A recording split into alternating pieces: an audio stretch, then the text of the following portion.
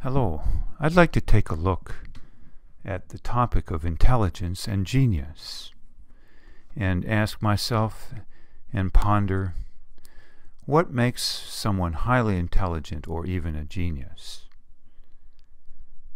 Well, the overall thing I think of is that high intelligence people can see reality very clearly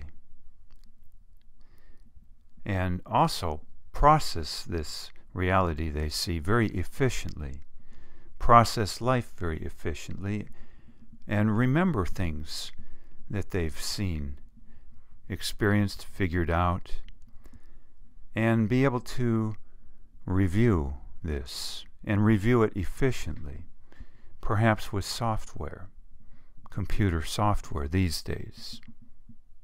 Now, as opposed, say, to someone of what you might call low intelligence, and I would draw here an analogy between a computer that operates very fast or very efficiently versus one, on the other hand, that has what you call a computer virus.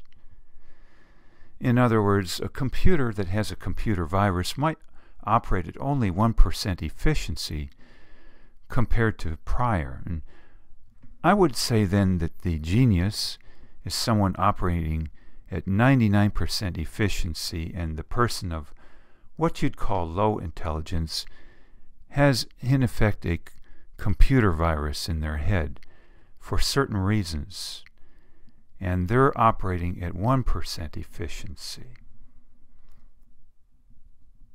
So, what might then cause this kind of a virus in our heads?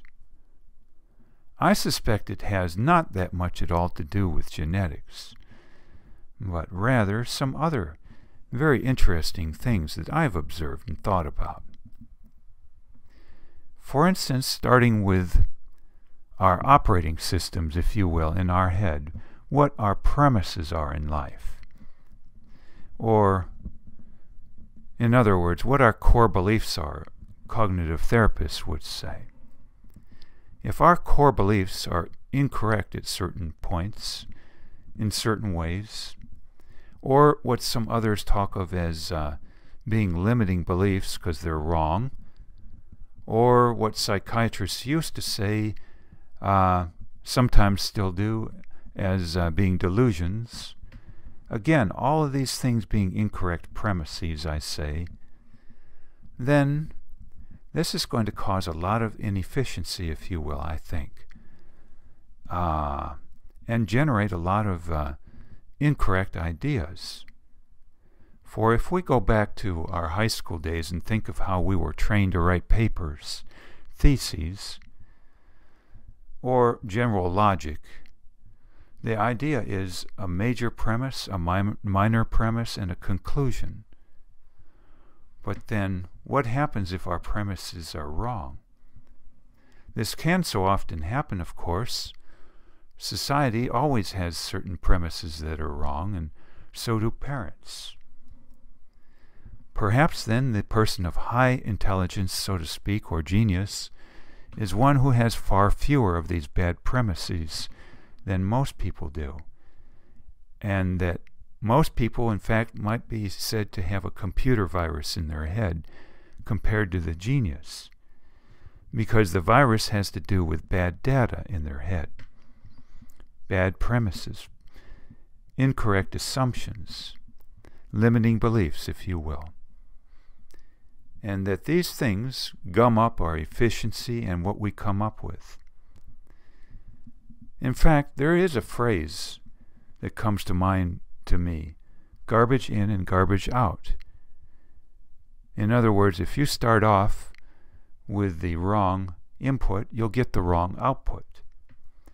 Or let's say you're building something. If you have the wrong tools, or the tools aren't sharp, the outcome is going to not be to your liking, I'm sure. Now, interestingly, I think the typical IQ test, like the Wechsler test, tends to miss a lot of this. I've noticed, for instance, it focuses a lot on things like logic skills, logic tests, and the extent of one's vocabulary. It also tests things like mental speed and memory, if I remember correctly, memory. But then, what about what it doesn't test? Like, again, your premises. What if it doesn't test what limiting beliefs you may have or not have, or what delusions, as some may say, you have or don't have? And as per vocabulary testing, what good is it to know an infinite number of words if your words simply describe things in black and white and not in shades? For instance, let's say you hired an entire interior decorator, and the decorator said, "I'll give you a choice of 3 colors to paint the wall: black, white, or gray." Well, that doesn't help us much, does it? And so, does an IQ test really test the full gamut, possibly, of words that could exist but aren't even in the dictionary at the present time? I'm particularly describing words then that would be used to describe people as per their personalities and behaviors. Also, I would say that the typical IQ test doesn't test whether one's vocabulary set is heavily weighted toward words that tend to blame people versus accept people. In fact, it is my contention that the Western Hemisphere's vocabulary set has mostly words in it to describe people and their personalities and their behaviors that are very blame-oriented. So then, what good is an IQ test to see how many words you know if the words you know are blame-oriented? As opposed to, let's say, those in the East traditions, Eastern countries, India, China, where perhaps their vocabulary set is much less blame-oriented.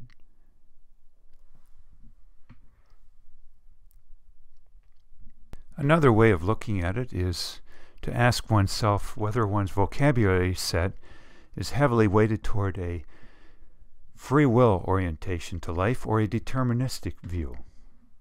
Or, yet another way of putting it, whether it is dominated by words that promote wishful thinking or reality-based thinking.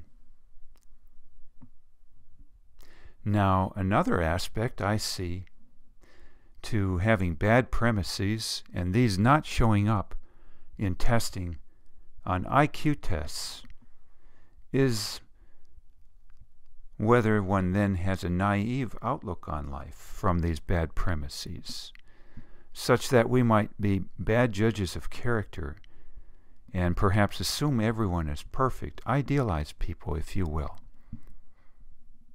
One psychologist told me once that his impression of IQ tests is that one thing they leave out is the determinism of whether one is a good BS detector or not.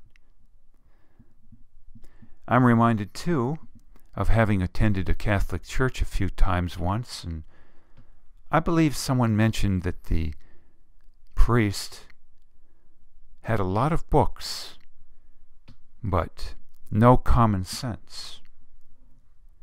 Well, the notions in the books, the ideas in the books, might be highly testable on an IQ test. But what good is knowledge if it doesn't give you a good grasp on reality in actuality?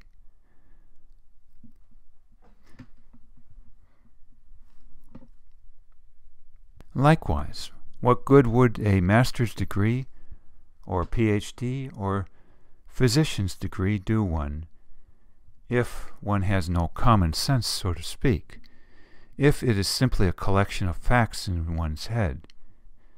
For, indeed, Such can be done by computers and even an iPhone.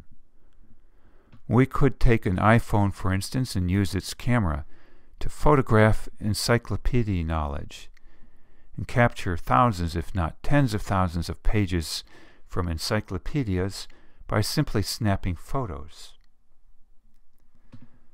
Or let's consider Big Blue, the computer that played Kasparov, the chess player, and eventually beat him several times. Is this computer highly intelligent or of genius level intelligence? Or is it simply a collection of facts? Can this computer sort out the forest for the trees? Does it know what is most important to know and what is not most important to know? Now, I've noticed too that IQ tests heavily weight toward giving higher scores to those who think faster. I remember, for instance, once taking an IQ test when I was very demoralized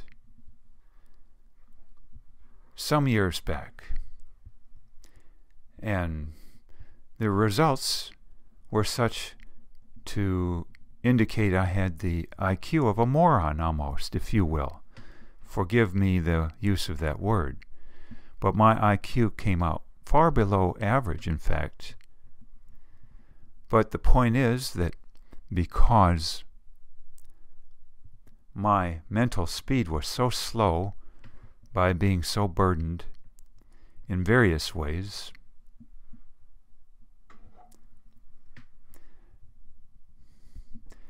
to include the use of at least one tranquilizer to cope, I couldn't even complete the IQ test. I'm not even sure if I completed half the IQ test.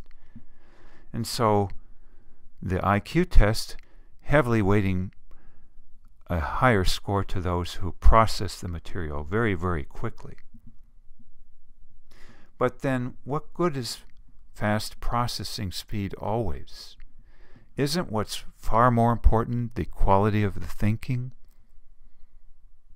Indeed, how fast is fast enough anyway? And if we're talking, let's say, invention of the light bulb or not, or invention of the phonograph or not, by Edison in both cases, what difference does it make how fast he came up with it? The fact is, almost no one else could have come up with it. And it doesn't really matter how fast he came up with it. Thus, the whole notion of IQ as heavily tied to speed seems to me a very puzzling idea. I would say, though, I have noticed something about fast-thinking people and fast-speaking people, and that is that it can be used, quick speech, to, if you will, manipulate people or bamboozle people by controlling how they evaluate what you say, or by controlling them such that you don't hear what they might otherwise say, by not letting them get in a word edgewise. On the other hand, one of the greatest salesmen, Brian Tracy, says that a secret to his success as a salesman is to allow people plenty of time to think, and even to allow space where he says nothing. Now, if he spoke very rapidly to his potential customers, they would, in a sense, feel manipulated, bamboozled, and less desirous to purchase. Because I've seen a few people say that one thing most all of us want is a sense of control, and a control thus of what we decide and what we think. But if we are being pressured by fast-speaking people, this is not going to be something they will appreciate, at least later on, I think. So again, to talk about this issue of speed and IQ, or high intelligence and even genius, I see almost no correlation between mental speed and IQ, unless we're talking about short-term attaining of a goal by manipulating somebody. Also, I see almost no correlation between the amount of, quote, schooling education and intelligence level. There being prime examples like Abraham Lincoln or Andrew Carnegie. I believe Andrew Carnegie only had a 5th grade education, for instance. And there are others, perhaps many others. You might call many of these autodidacts, or perhaps they were trained in part by their mothers at home.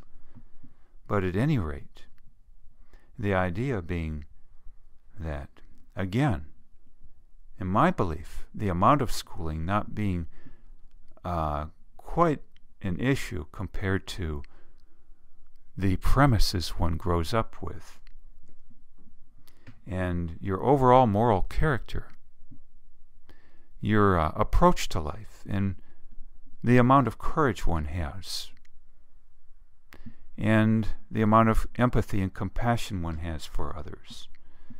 Most all of this not the sort of thing that you would get from a school or college in general, but from your parents or spiritual training in a church.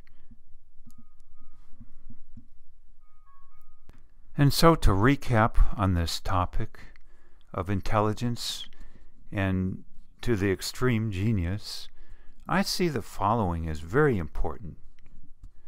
That the highly intelligent person in reality would be those with few or no limiting beliefs, few or no delusions, if you will, few or no incorrect premises about reality and life in general, and coupled with few or no major addictions and few toxic defense mechanisms in life in general, such as what you would call narcissism, or the using of others as per being what you might refer to as a sociopath. It would also, in my opinion, be quite helpful if one weren't perfectionistic, or, in other words, have what some call obsessive compulsiveness to a high degree, especially. These are talked about as concepts, by the way, in psychoanalysis in particular, whereby some defense mechanisms are considered higher order and some lower order. And in my opinion, the person of true high intelligence would be one who, in part, has defense mechanisms of higher order status, and the fewer the better.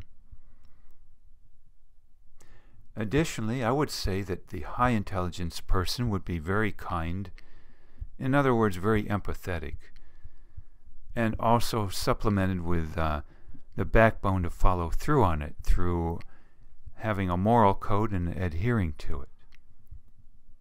They would be non-hostile, unhateful, elevated on the scale of serenity, rather unfearful in general, and rather unmanipulative.